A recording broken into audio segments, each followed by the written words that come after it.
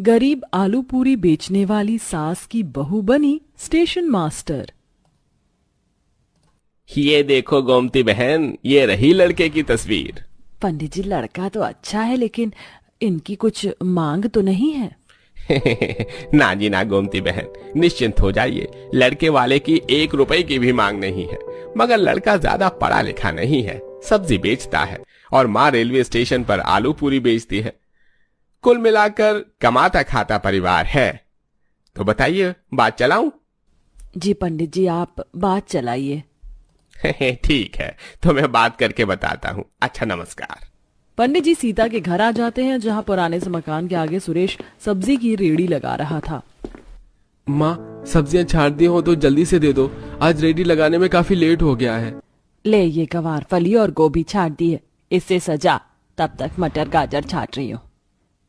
सुरेश, जब इतनी सब्जी बिकती नहीं तो क्यों खरीद के ले आता है? गर्मी का मौसम चल रहा है, इतनी सब्जी खराब हो जाती है, जितनी कमाई नहीं उतने का नुकसान झेलो।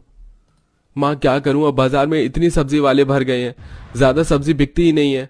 मैं सोच रहा हूँ कि हरी सब्जियां बेचना छोड़कर केवल आलू प्याज का ठेला लगा लूं। और वैसे भी तुम्हें भी तो आलू की खपत लगती है ना, आलू पूरी बनाने के लिए। ये लगाई है ना तूने बनिया के बच्चे जैसी बुद्धि, आलू प्याज के थोक कट्टे में कमाई अच्छी है। नमस्कार सीता बहन। नमस्कार पंडित जी, पधारिए पधारिए। मैंने आपको एक काम सौंपा था, ढूंढा आपने मेरे सुरेश के खातिर लड़की? जी जी, उसी सिलसिले में बात करने आया हूँ। बड़ी ही सरल, समझदार और सुंदर लड़की ढूंढी है। अच्छा, मैं जाता हूँ, प्रणाम पंडित जी। ये बोलकर सुरेश लजाते हुए सब्जी बेचने चला जाता है। सीता पंडित जी की खातिर भाव करती है। पंडित जी, लीजिए आलू पूरी का नाश्ता कर लीजिए। वैसे भी आपके हाथों की स्वादिष्ट आलू पूरी खाए बड़े दिन हो गए, लेकिन अब बहू ढूंढने के लिए अलग से कोई दक्षिणा मत दीजिएगा। सीता बड़े सीधे मन वाली थी। उस बेचारी ने अपने जीवन भर सुख देखा ही नहीं। भरी जवानी में पति के देहांत के बाद उसने रेलवे स्टेशन पर पूरी सब्जी बेचकर ही सुरेश को पाल पोस कर बड़ा किया था। माँ, मैं अभी शादी नहीं करना चाहती। एक बार, बस एक बार मुझे स्टेशन मास्टर बन जाने दीजिए, उसके बाद आप जहाँ कहेंगी, जिससे मर्जी कहेंगी, मैं शादी करने के लिए तैयार हूँ। क्या आप नहीं चाहती कि मैं पिताजी की इच्छा को पूरा करूँ? पूनम की बात पर गोमती फूट फूट कर रोने लग जाती है। बेटी, तू नहीं जानती तेरी माँ ने किस कष्ट और संघर्ष से तुझे पढ़ाया लिखाया, लेकिन अब दुनिया तरह तरह के ताने मार रही है। तेरे आगे झोली फैलाकर मैं भीख मांगती हूँ। छोड़ दे स्टेशन मास्टर बनने का ख्वाब और शादी करके अपना संसार बसा ले, ताकि मैं चैन से मर सकूं। गरीब की बेटी के भाग्य में अफसर कलेक्टर बनना नहीं लिखा होता। अपनी माँ की विनती करने पर पूनम सपनों की बलि चढ़ाकर शादी करके ससुराल आ जाती है। आओ दुल्हन, मेरा घर महल जितना बड़ा तो नहीं, केवल यह छोटी सी कुटिया है, लेकिन तुम्हें सदा इस घर की लक्ष्मी का सम्मान मिलेगा। मेरी कोई बेटी नहीं है, आज से तुम मेरी बेटी हो। बड़े दुलार से सीता पूनम का स्वागत करवाती है। पूनम सारी रात सिसक सिसक कर रोते हुए सो जाती। अगले दिन जब पूनम की नींद खुलती है तो सीता रेड़ी पर सब्जी पूरी के पतीले रख रही होती है। माँ जी, आपने मुझे उठाया क्यों नहीं? मैं इतनी देर तक सोती रह गई। अरे तो क्या हो गया बहू, तुझे इतनी थकान थी? आज अपनी सास के हाथों की बनी सब्जी पूरी खा ले, बाकी आगे तो तुझे ही मेरी सेवा पानी करनी है। सीता चिलचिलाती धूप में रेलवे स्टेशन पर सब्जी पूरी बेचने आती है। तभी स्टेशन मास्टर बनवारी आता है। कहो सीता बहन, इतने दिनों से छुट्टी मार कर बैठ गई, तुम्हारे हाथों की पूरी सब्जी खाने के लिए तरस गए थे। कैसी रही बिटवा का ब्याह? बस बनवारी भाई, सब कुछ कुशल मंगल से हो गया। अब तो घर संभालने पकाने के लिए बहू आ गई है। इसी तरह समय गुजरता है, मगर पूनम हर वक्त उदास रहती थी। फिर एक दिन, दुल्हन ऐसा कर, आज तू मेरे साथ रेलवे स्टेशन चल पड़, मैं आलू पूरी बेचूंगी, तू थोड़ा बाहर घूम लेना। घर में बैठे बैठे मन उकता गया होगा तेरा भी। जी माँ जी। कुछ देर में पूनम अपनी गरीब सास के साथ रेलवे स्टेशन पर आती है, जहाँ काफी चहल पहल थी। राम राम सीता बहन, एक प्लेट आलू पूरी तो लगा दो। हाँ हाँ, बस अभी देती हूँ भैया, बस थोड़ी देर लगेगी सब्जी गर्म करने में।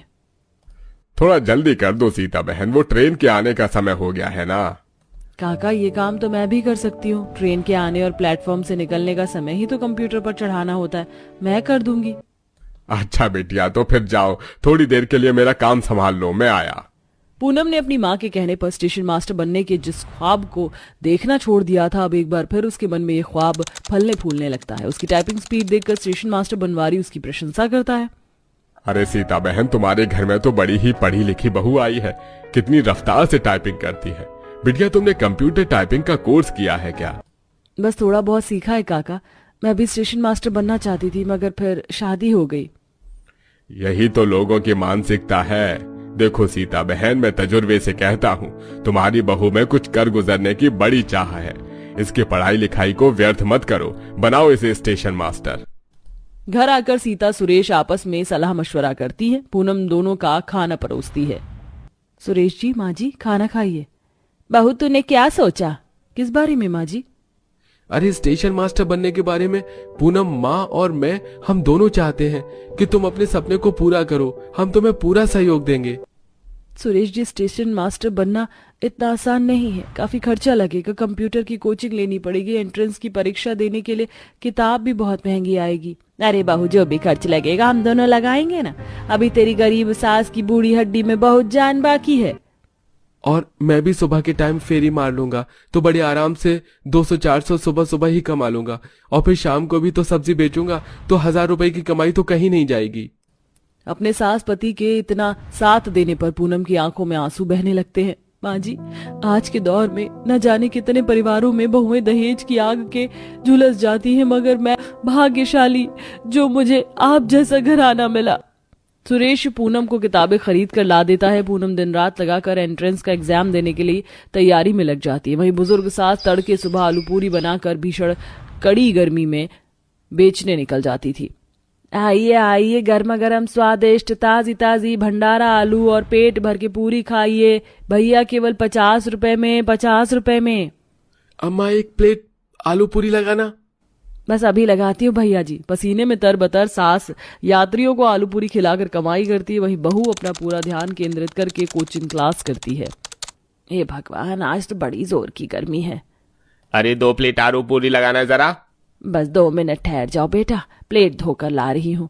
बुजुर्ग सीता को इतनी मेहनत और संघर्ष करते देखकर प्लेटफॉर्म पर खड़े पैसेंजर का भी दिल पिघल जाता है। लो बेटा, स्वादिष्ट भंडारा आलू, बस अभी पूरी तल कर देती हूँ। तभी शरीर में कमजोरी आने के चलते सीता को चक्कर आ जाता है, जिससे कढ़ाई के तेल के छींटे बेचारी पर आ जाते हैं। माँ। अरे अम्मा, तुम ठीक तो हो? हाँ बेटा, ठीक हूँ, ये लो खाओ। आलू पूरी खाकर ग्राहक पैसे देकर चले जाते हैं। तभी स्टेशन मास्टर आता है। अरे सीता बहन, बिना खाए पिए सारा दिन हाय हाय करती हो। अरे थोड़ा अपना ख्याल रख लो। मास्टर जी, अभी बड़ी चिंता है। बहू की कोचिंग की फीस भरनी है, इतने पैसे नहीं जुड़ पाए। अरे तो मुझसे ले लो भाई, जब आ जाए तब लौटा देना। नहीं भैया, सारा जीवन गरीबी देख देख कर कदम इतने उखड़ चुके हैं कि अब किसी से कर्ज लेने की हिम्मत नहीं होती। मैं जोड़ लूंगी। सीता पेट काट कर रेलवे स्टेशन पर तपती गर्मी में आलू पूरी बेचती है। वहीं स्टेशन मास्टर उसे परीक्षा के बारे में गाइड करता है। बिटिया, जितना ज्यादा हो सके करंट अफेयर्स, रीजनिंग और गणित का विषय ही पढ़ना। परीक्षा में यही प्रश्न आते हैं। ये पास कर लिया तो बाकी की परीक्षा तो तू पास कर ही लेगी। दिन रात एक करके पूनम परीक्षा देती है। कुछ दिन बाद, माँ जी, मेरी परीक्षा का परिणाम आ गया है। मैंने फर्स्ट क्लास पास किया है। ये सुनकर सीता खुशी के मारे फूले नहीं समाती और फूट फूट कर रोने लगती है। भगवान तुझे तेरे लक्ष्य में कामयाब करे बहू। आज मैं स्पेशल अपनी बहू के लिए आलू पूरी बनाऊंगी। सीता बड़े प्यार से पूनम को आलू पूरी बनाकर खिलाती है। एक एक करके पूनम परीक्षा के सारे चरण, aptitude test, computer typing, medical test सब कुछ पास कर लेती है और अंत में स्टेशन मास्टर बनकर दिखाती है। अपनी बहू को चमचमाती स्टेशन मास्टर की वर्दी में देखकर गरीब सीता गर्व से भर जाती है। आज तूने अपनी सास का सीना चौड़ा कर दिया। तूने साबित कर दिया कि एक गरीब आलू पूरी बेचने वाली सास की बहू स्टेशन मास्टर बन सकती है। ऑफिस के टेरेस पर दीपिका और आंचल कॉफी पीते हुए बातें कर रही है। अरे यार दीपिका, तू कब बात करेगी अपने घर में? तू जानती है ना, मैंने मन ही मन तेरे भाइयों को अपना पति मान लिया है। तो फिक्र मत कर, भाभी तो तू मेरी ही बनेगी। मैं आज ही घर जाकर माँ से बात करूंगी और एक बार अगर माँ मान गई ना तो भैया भी मना नहीं कर पाएंगे। अपनी दोस्त से वादा करके दीपिका घर जाती है, जहां वो देखती है पूरा परिवार काफी खुश है और शांति सभी को अपने हाथों से मिठाई खिला रही है। अरे दीपिका, आ गई तू ऑफिस से? ये ले मुंह मीठा कर। पर माँ, आज तुम इतनी खुश क्यों हो और क्यों सबका मुंह मीठा करवा रही हो? मुंह मीठा करवाने की वजह तो बताओ। अरे दीपिका बेटा, तेरी माँ का सपना पूरा हुआ। तेरी माँ ने तेरे भैया का रिश्ता गांव की एक लड़की से कर दिया है। बहुत जल्द हमारे घर में शहनाई गूंजेगी। क्या? माँ ने भैया का रिश्ता गांव की लड़की से कर दिया? पर क्यों? माँ, भैया गांव की लड़की से शादी नहीं करेंगे। मेरी दोस्त है, मेरी दोस्त भैया को बहुत पसंद करती है। भैया की शादी होगी तो मेरी दोस्त से ही। बस करो दीपिका, मैं तुम्हारी दोस्त को पसंद नहीं करता और माँ ने मेरा जहां रिश्ता तय किया है मैं वहीं शादी करूंगा। रवि दीपिका को डांटकर वहां से चला जाता है। समय यूं ही बीतता है और बहुत जल्द रवि की शादी सरिता नाम की लड़की से हो जाती है। और शादी के बाद जहां सरिता पूरे घर की जिम्मेदारी एक अच्छी बहू की तरह निभाती है, तो वहीं दीपिका हर वक्त अपनी भाभी से नाराज रहती है। ऐसे ही एक दिन, बहू मानना पड़ेगा, खाना तो तुम बहुत अच्छा बनाती हो। अब समझ आया ना आपको कि मैं क्यों अपने बेटे की शादी सरिता से करवाना चाहती थी। अगर हम शहर की लड़की लाते तो वो घर से ज्यादा अपनी नौकरी पर ध्यान देती। घर की बहू बस घर संभालती हुई अच्छी लगती है। पता नहीं इस गांव की गवार ने आप लोगों की आंखों पर कौन सी पट्टी बांधी है। खाने में रत्ती भर भी स्वाद नहीं है। ऐसा खाना तो मैं सूंघूंगी भी ना, पर आप लोगों की वजह से मुझे खाना पड़ रहा है। इतना बोलकर दीपिका ऑफिस के लिए चली जाती है। समय यूं ही बीतता है और एक दिन जब दीपिका घर में अपने लैपटॉप पर काम कर रही होती है तो सरिता अपनी नंद के लिए कॉफी लेकर आती है। दीपिका, मैं जब से इस घर में आई हूँ बस एक तुम ही हो जिसका मैं दिल नहीं जीत पाई। मुझसे कोई गलती हो गई है क्या? तुम मुझसे इतनी नाराज क्यों रहती हो? तुम्हारी गलती ये है कि तुमने मेरे भैया से शादी करी। तुम गांव की गंवार लड़की हो जो सिर्फ घर में झाड़ू पोछा करना जानती हो। तुम्हारी जगह गांव में थी, ना कि मेरे घर में।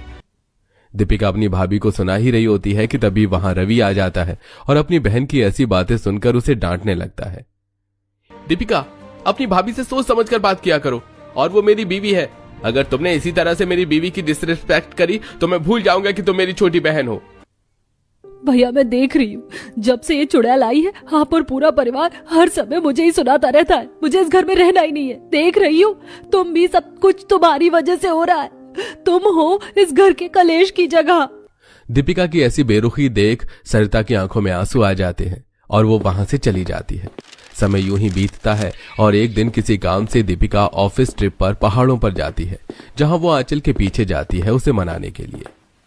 यार, एक बार मेरी बात तो सुन ले। नहीं सुनी मुझे तेरी कोई बात। तेरी वजह से रवि मुझसे दूर हो गया। अगर मैं तेरे भरोसे ना रहती और खुद जाकर ही रवि से बात करती तो आज रवि मेरा होता। तू चाहती नहीं थी कि मैं तेरी भाभी बनूं। ये सब तेरी चाल है, पर मेरी भी बात कान खोलकर सुन ले। जिस तरह मैंने रवि को खोया है, एक दिन तू भी विशाल से दूर हो जाएगी। ये मेरी बद्दुआ है। नाराज आंचल वहां से चली जाती है और वहां से वो जल्दी से अपने बॉयफ्रेंड विशाल के पास जाती है और सारी बात बताती है। विशाल उसे मनाता है और पूरी एक हफ्ते की ट्रिप पर दोनों साथ में वक्त गुजारते हैं। पर घर पहुंचते ही दीपिका की तबीयत खराब होनी शुरू हो जाती है। उसे उल्टियां होती हैं, चक्कर आते हैं। ये सब लक्षण देख वो अपना सीधा प्रेगनेंसी टेस्ट करती है और किट पॉजिटिव देख रोने लगती है। ये क्या हो गया? अब मैं क्या करूं? अगर घर में किसी को पता चल गया तो मेरी शादी किसी लंगड़े अंधे से करवा देंगे। मुझे अभी विशाल से बात करनी होगी। परेशान दीपिका अब बार बार विशाल को फोन करती है, पर विशाल उसके फोन का जवाब नहीं देता। वो ऑफिस भी नहीं जाती। इसी तरह कुछ दिन बीत जाते हैं और एक दिन जब दीपिका खाना खाने के लिए बाहर नहीं आती तो सरिता अपनी नंद के लिए कमरे में खाना ले जाती है, जहां वो देखती है कि प्रेगनेंसी किट बेड पर रखी है और वॉशरूम से आवाज आ रही है। विशाल, तुम मेरा फोन क्यों नहीं उठा रहे थे? मैंने तुम्हें मैसेज किया था। तुम जानते भी हो मैं प्रेग्नेंट हूँ, और अगर मेरे घर में किसी को पता चल गया तो कुछ करो। नंद जी किससे बातें कर रही हैं और वो प्रेग्नेंट? ये सब क्या हो रहा है? दीपिका, तुम परेशान क्यों हो रही हो? मैं तुम्हारे साथ हूँ। तुम घर वालों को मेरे बारे में बता दो। तुम सच कह रहे हो? अच्छा, मैं रखती हूँ। इतना बोलकर दीपिका जब वॉशरूम से बाहर आती है तो वो अपने कमरे में अपनी भाभी को देखकर हैरान हो जाती है और जल्दी से बेड पर रखा प्रेगनेंसी किट उठाकर बेड के नीचे फेंक देती है और अपनी भाभी से कहती है, आप मेरे कमरे में क्यों आई हैं? आने से पहले नॉक तो कर देती। आज आप बाहर खाने के लिए नहीं आई तो माँ जी ने बोला आपका खाना कमरे में ले जाऊं। वैसे सब ठीक तो है? हाँ, सब ठीक है। मुझे अकेला छोड़ दो।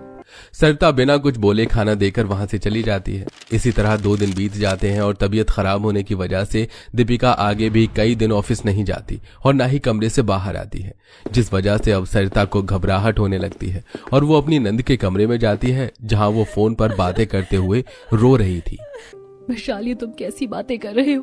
मैं भला तुमसे झूठ क्यों बोलूंगी? ये तुम्हारा ही बच्चा है। अरे यार मेरा पीछा छोड़ दो, वो मेरा बच्चा नहीं है, और अगर मेरा बच्चा भी है तो मुझे तुमसे शादी नहीं करनी। मेरी फैमिली नहीं मान रही है और अब मुझे फोन मत करना। इतना बोलकर विशाल दीपिका का फोन रख देता है और उसे ब्लॉक मार देता है, जिस वजह से दीपिका फूट फूट कर रोने लगती है और वहां जाकर सरिता अपनी नंद को संभालती है। दीपिका, मुझे सब पता है तुम्हारे साथ क्या हो रहा है। तुम डरो मत, मैं उस लड़के से बात करूंगी और अगर तुम्हें ये बच्चा नहीं चाहिए तो मैं तुम्हारे साथ हॉस्पिटल चलूंगी। मैं इस बारे में किसी को नहीं बताऊंगी। ये बात मुझे 2 दिन पहले ही पता चल गई थी, पर मैंने तुमसे इस बारे में बात नहीं की क्योंकि मुझे डर था कि तुम मुझे गलत ना समझो। अभी आप कितनी अच्छी, मैंने जिसे दोस्त समझा उसने मेरा साथ छोड़ दिया और जिससे प्यार किया उसने मुझे मुसीबत में डाल दिया। आपके साथ मैंने कितना बुरा किया और आप फिर भी मेरी मदद करिए। आप बहुत अच्छी हैं। उस दिन दीपिका की सारी शिकायत अपनी भाभी को लेकर खत्म हो जाती है और सरिता भी अपनी नंद का काफी ख्याल रखती है। पर कुछ हफ्ते से ऑफिस न जाने की वजह से शांति को अपनी बेटी पर शक होता है और जब दोनों नंद भाभी रसोई में खाना बना रही होती हैं तो दीपिका को उल्टी होने लगती है और ये सब कुछ अपनी आंखों से शांति देख लेती है। तुम दोनों की तो बिल्कुल नहीं बनती थी, फिर तुम दोनों में इतनी दोस्ती। और दीपिका, तुझे क्या हुआ? तेरी तबीयत तो ठीक है? पिछले 1 हफ्ते से तू ऑफिस भी नहीं जा रही। माँ जी, कुछ दिनों से दीपिका की तबीयत ठीक नहीं है और जब मैंने अपनी नंद का थोड़ा सा ख्याल रखा तो मेरी नंद की सारी शिकायतें खत्म हो गई। मैं आज शाम को ही नंद जी को डॉक्टर के पास ले जाऊंगी। हो ना हो इन्हें जरूर टाइफाइड या डेंगू होगा, पर ये है कि मानती ही नहीं है। हाँ, फिक्र मत कीजिए, अब मैं हूँ ना। सरिता सारी बात संभाल लेती है और शांति का शक खत्म नहीं होता। और शाम को जब सरिता अपनी नंद के साथ हॉस्पिटल जाती है तो शांति भी पीछा करती है और कुछ देर बाद जब सरिता और दीपिका डॉक्टर अमित से मिलती हैं। दीपिका, तुम यहाँ?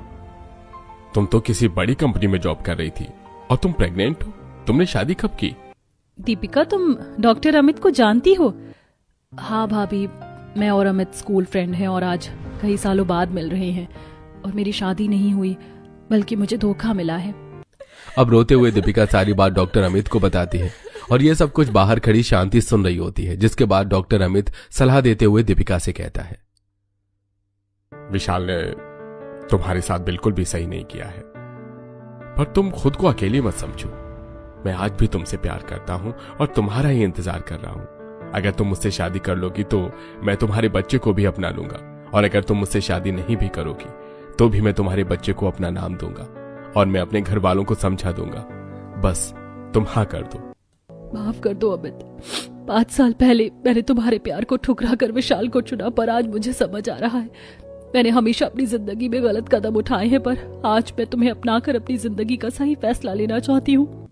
दीपिका अमित के प्यार को अपना लेती है और जब घर जाती है तो आशा अपनी बेटी को एक थप्पड़ मारती है। वो तो अमित है जिसने तेरा हाथ थाम लिया। अगर उसने तेरा हाथ ना थामा होता तो आज हम कहीं मुंह दिखाने लायक नहीं रहते। माँ जी, सब ठीक हो गया है, अब तो शांत हो जाइए। हाँ माँ, आज जो होना था वो हो गया। अच्छी बात तो ये है कि हमारी बहन के साथ बुरा होने से बच गया और सही इंसान ने आकर सही समय पर मेरी बहन का हाथ थाम दिया। घर वालों के समझाने पर शांति का गुस्सा ठंडा हो जाता है और कुछ दिनों बाद अमित अपने परिवार के साथ दीपिका के घर आता है और बहुत जल्द बड़े ही धूमधाम से अमित और दीपिका की शादी हो जाती है।